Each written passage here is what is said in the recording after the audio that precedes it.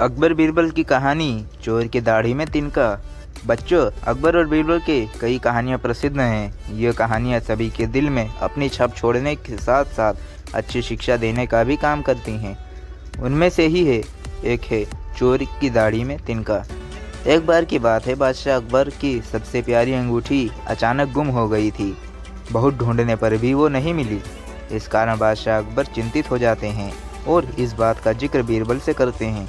इस पर बीरबल महाराज अकबर से पूछते हैं, महाराज, आपने अंगूठी कब उतारी थी और उसे कहाँ रखा था? बादशाह अकबर कहते हैं, मैं नहाने से पहले अपनी अंगूठी को अलमारी में रखा था और जब वापस आया तो अंगूठी अलमारी में नहीं थी।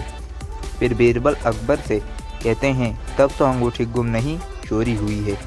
यह सब महल के साफ सफाई करने वाले किसी कर्मचारी ने किया होगा।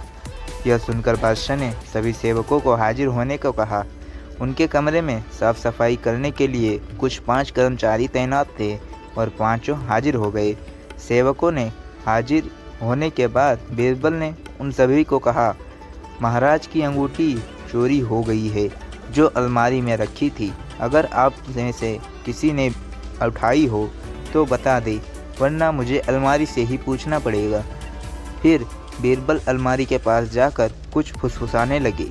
इसके बाद मुस्कुराते हुए पांचों सेवक से कहा, चोर मुझसे बच नहीं सकता क्योंकि चोर की दाढ़ी में तिनका है। यह बात सुनकर उन पांचों में से एक ने सबसे नज़र बचाकर दाढ़ी में हाथ फेरा, जैसे कि वो तिनका निकलने की कोशिश कर रहा हो।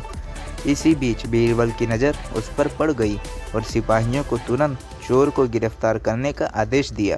जब बादशाह अकबर ने उससे सख्ती से पूछा तो उसने कहा, अपना गुनाह कबूल कर लिया और बादशाह की अंगूठी वापस कर दी। बादशाह अकबर अपनी अंगूठी पाकर बेहद प्रसन्न हुए। कहानी से सीख। इस कहानी से यह सीख मिलती है कि ताकत की जगह दिमाग का इस्तेमाल करना चाहिए। हर समस्या का हल मिल सकता है। अगर ये कहानी आपको थोड़ा सा भी अच्छा लगा हो तो लाइक करें, शेयर करें, सब्सक्राइब करें हमारे यूट्यूब चैनल AR कहानियाँ।